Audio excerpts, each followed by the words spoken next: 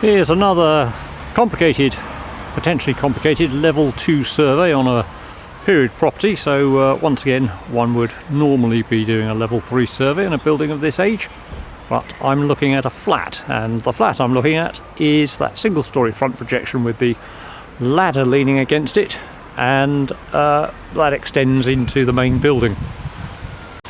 What is quite apparent really straight away is that it's an extension, isn't it, the single story front part, but it looks like it's probably a very old extension, except if you get up close and personal we can see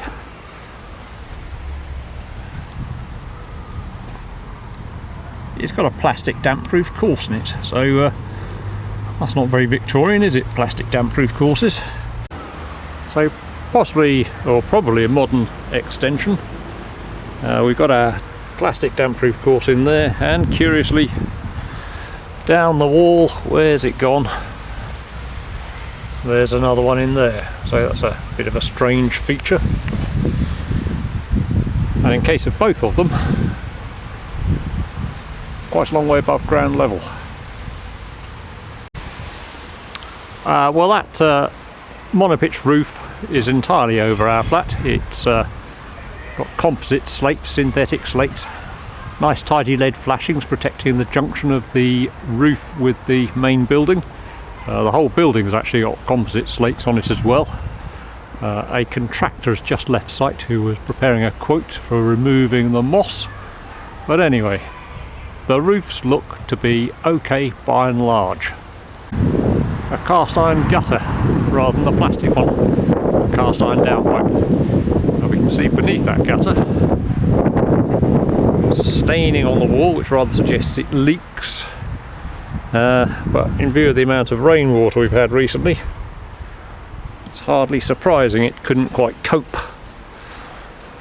That external wall's 550mm deep, but if we've decided that it's a modern building, it's probably a regular cavity wall with a natural stone facade making up the depth. And then whereas the original building has a sandstone fenestration,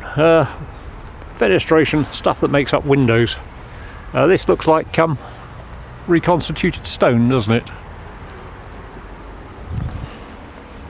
Nasty cheap softwood timber windows, single glazed, and you know, I can just about stick my fingernails in it, so there's a bit of softness and decay. Putty, I mean, who uses putty these days? Falling out. So room for improvement there, I think. And there's a slightly deteriorating timber fascia which has got some ventilation incorporated underneath it, ventilation for the roof space, that is. But anyway, nothing massively wrong with it. Gets more complicated around here because my flat ducks behind that.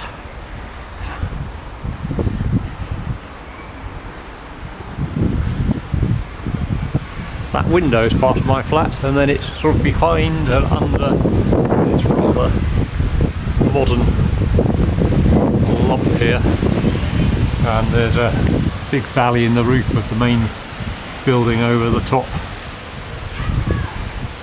So where does one's survey extend to is always the question. So here we are in our flat. That's the front wall, which we decided is probably modern. And then this great big lump here will be the front elevation of the original building. And then, well, we go into the heart of the original building over there. And there's that window with the first floor extension extending over the top. So there's our front wall, which I guess is a modern cavity wall with stone on the outside, and it's got 2 damp-proof courses in it, so it shouldn't be damp. And I've probed it with a damp meter, and the main wall isn't damp. But once you get into these window reveals, it's all rather complicated.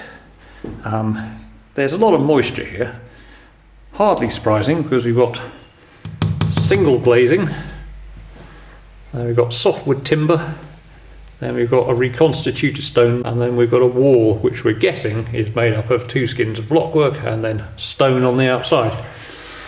So clearly there's lots of cold bridging going on here, so warm air inside the room hitting these slightly cold or very cold surfaces, and you've got condensation running all over the place and mould growing. Can you see that? Yeah, that's better, isn't it? Mould growing on all the stonework. And then this rather confusing arrangement here. So we've got a sort of tide mark through the window here. So this side here is dry, this is dry as well, and this is getting the damp meter very excited. So I expect what's happening is moisture is finding its way in somehow and then soaking across here and evaporating out, but dragging salts with it, and then these salts are being deposited in this area here, and by the time it gets to here all the moisture is evaporated out. So we've got a dry wall here, a periodically dry wall here, and we've got a deposition of salty material in here which is getting the damp meter very excited, possibly hygroscopic in nature, continuing to suck moisture out of the atmosphere. But maybe it's just a lot of condensation running off the window, resting on the windowsill and soaking into the wall, perhaps. However, we've then got, we're back into our modern building, so we've got dry walls until we get to the old building, where there'll be walls without a damp proof course, and then along here the damp meter's getting a bit excited again. However, does that really matter? I mean, you can see the angle beading there is rusting. That's another sign there's some moisture, but what damage can the moisture do? Could make those skirting boards rot eventually, but we are on a concrete floor and there's no visible evidence of deterioration, so it's not as bad as it might be. Here's the bedroom, recently vacated, all a bit grotty and horrible, but I think it's sort of a malfunctioning room really, because again, we've got our modern wall there. We have the same sort of problem with dampness in the window reveal, mixed materials. We've got a very rusty, I don't know what these things are called. Oh, what names, haven't they? Is that a stay, is it? What's that? Don't know. But whatever it is, it's very rusty, so there's obviously a lot of moisture in here. That sort of grey, smudgy effect indicates that we have a problem with condensation. And this is possibly a sign of cleaning with bleachy materials in an attempt to get rid of it. We've got a pitch ceiling up there. So how much insulation is there between the ceiling and the slate covering? I presume if it was built in the 1980s, very little. So how would we get rid of condensation in a room like this? My instinct is that maybe the whole room needs warming up. It might be awkward, but it would be nice to get those windows replaced with some double glazing, and then perhaps one could put secondary slash, what's the double glazing called? Triple double glazing anyway, an additional pane of glass over the top of that window reel just to keep the heat in the room. You could probably put some plasterboard, insulated plasterboard linings up there to beef that up a bit, and depending on how mad you wanted to go, you could probably dry line this wall here with extra insulating material. And I reckon if the whole room was warmed up a bit, there wouldn't be quite so much of a condensation problem, especially over there if there was no access to any of those cold surfaces. Maybe the solution here would be to switch the heating on, because it is possible this is a symptom of poverty. Can't afford to put the heating on. So you have a cold environment, lots of breathing going on, lots of moisture, condensing on cold surfaces because there's no heating.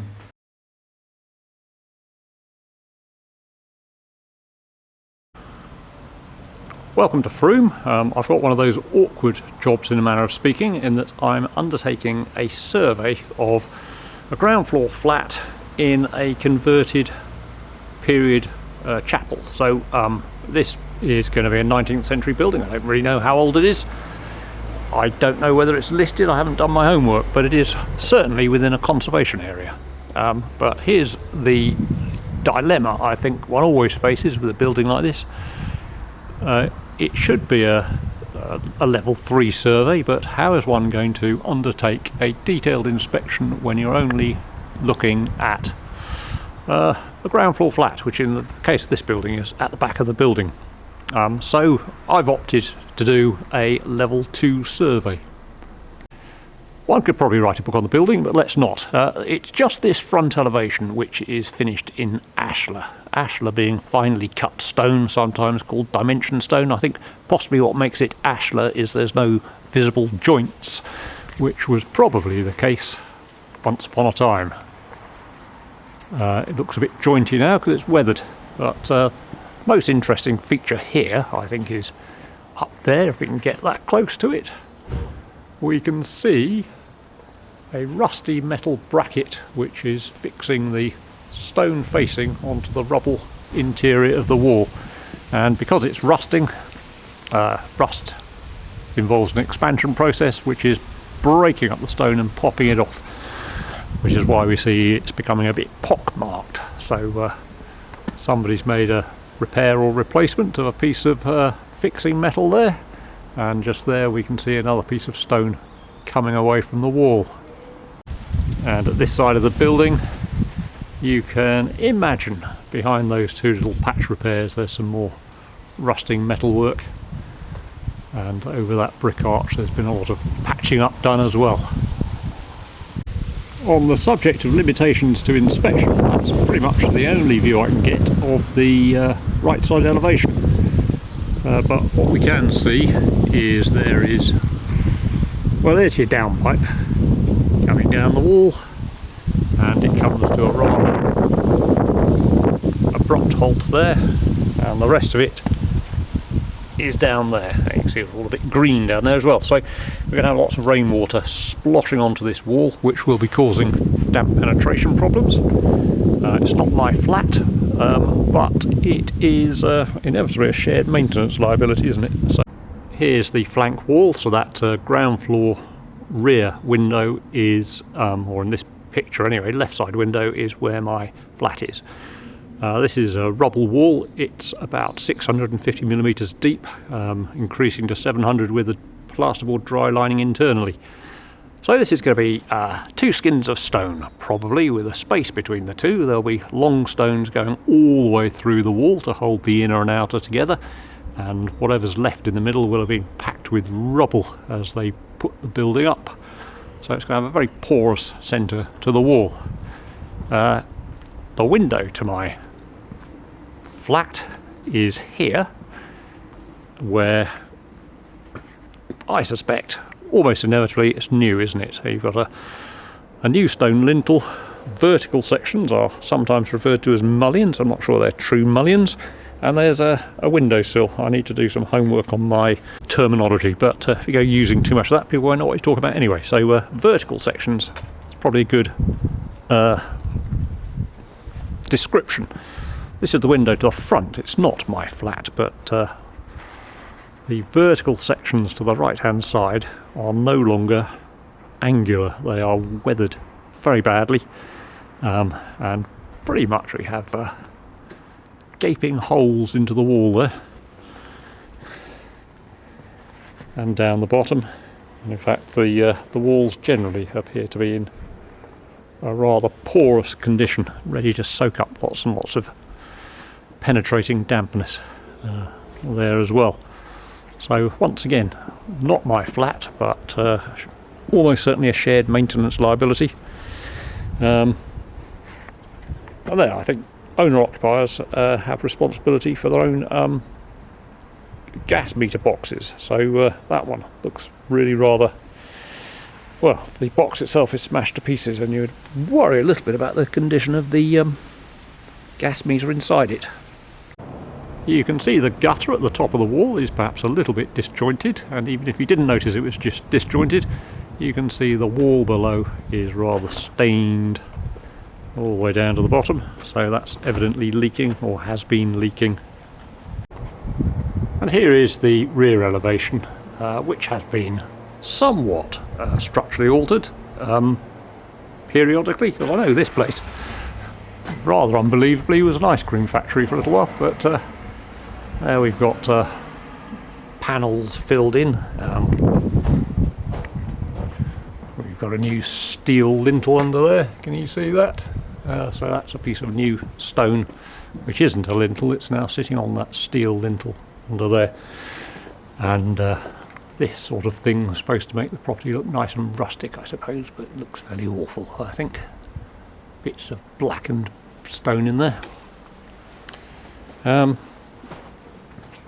We are, of course, somewhat below ground level. I won't bother making a film inside the property, which is all clean, tidy, new, dry lined, and pretty much in excellent condition. So from a survey point of view, fairly dull really, but there is quite a lot one could say about the property from the outside.